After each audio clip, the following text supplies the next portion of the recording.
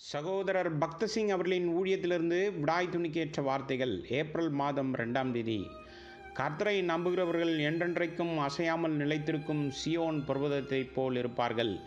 சங்கீதத்தின் புஸ்தகம் 125வது சங்கீதம் 1வது வசனம்.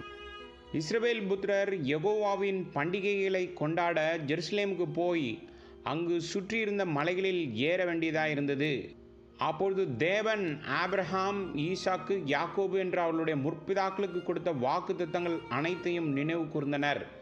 இந்த வாக்குத்தத்தங்கள் அவர்களுடைய கஷ்டங்களிலிருந்து அவர்களை விடுவிப்பதற்கு அவ்வப்போது கர்த்தருடைய உதவியை அவர்களுக்கு நினைப்பூட்டியது. அவர்களின் தோல்விகள், கீழ்ப்படியாமை மற்றும் முரட்டாட்டம் அனைத்தையும் மீறி கிருபையும் இரக்கமும் உள்ள தேவன் அவர்களின் ஜெபங்களை கேட்டு அவர்களை விடுவித்தார். மாறாத ஜெருசலேம் மலைகளை பார்க்கிற போது மல்கியா தீர்க்கதரிசியின் புஸ்தகம் 3வது அதிகாரம் 6வது வசனத்தில் உள்ளது போல் தேவன் மாறாதவர் என்ற வாக்குத்தத்தம் அவர்களுக்கு நினைவுக்கு வந்தது. அவர்கள் மனிதர்களாக இருப்பதால் அவர்கள் தேவனுக்கு எதிராக கலகம் செய்தார்கள். அவர்கள் அவரை காயப்படுத்தி துக்கப்படுத்தினார்கள். ஆனால் அவர் ஒருபோதும் மாறவில்லை. அவர் உண்மையுள்ள தேவன். நாம் நம்மை தாழ்த்தி நம்முடைய பாவங்களை அவருக்கு முன்பாக ஒப்புக்கொள்ளும்போது அவர் நம்மை மன்னிக்க ஆயத்தமாக இருக்கிறார். ஜனங்கள் ஜெருசலேமுக்கு பயணம் செய்யும்போது அவர்களின் தோல்வி, கீழ்ப்படியாமை மற்றும் முரட்டாட்டத்தை உணர்ந்து காணப்பட்டார்கள். மேலும் அவர்கள் ஜெருசலேம் மலைகளை கண்டபோது தேவனுடைய உடன்படிக்கையையும் வாக்குத்தத்தங்களையும் நினைப்பூட்டினால் அவர் அவர்களை மன்னிப்பார் என்ற நம்பிக்கை அவர்களுக்குள் இருந்தது. 2 நாளாகமத்தின் புஸ்தகம் 7வது அதிகாரம் 14 மற்றும் 15வது வசனங்கள். இவ்வாறு அவர்கள் தேவனுடைய பல வாக்குத்தத்தங்களை நினைவு கூர்ந்தனர்.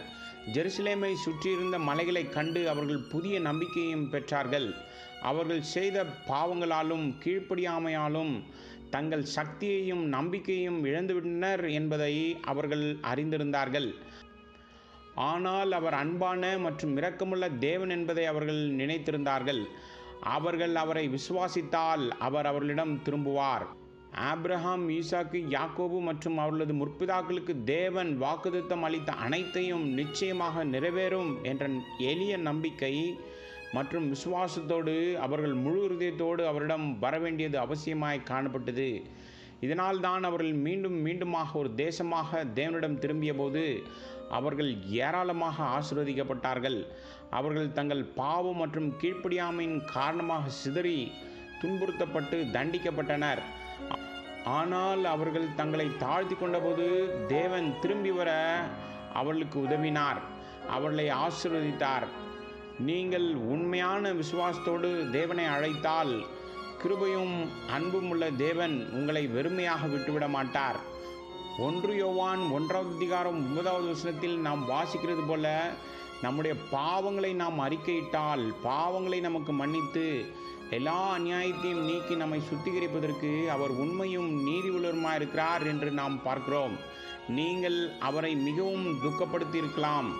ஆனால் நீங்கள் உண்மையான மனந்திருப்புதலுடன் திரும்பி வந்தால் உங்கள் பாவங்களை ஒப்புக்கொண்டு கர்த்தராகிய இயேசு கிறிஸ்து உங்கள் எல்லா பாவங்களுக்கும் உங்கள் தீய எண்ணங்களுக்காகவும் உங்களுக்கான தண்டனையும் கண்டனத்தையும் அவரே ஏற்றுக்கொண்டார், அவருடைய விலையேறப்பட்ட இரத்தத்தை சிந்தினார் என்று உங்கள் இருதயத்தில் நீங்கள் விசுவாசித்தால் அவர் உங்களை சுத்திகரிக்கவும் எல்லா அசுத்தங்களிலிருந்தும் உங்களை முழுமையாக சுத்தமாக வைத்திருக்கவும் அவர் ஆயத்தமாக இருக்கிறார்.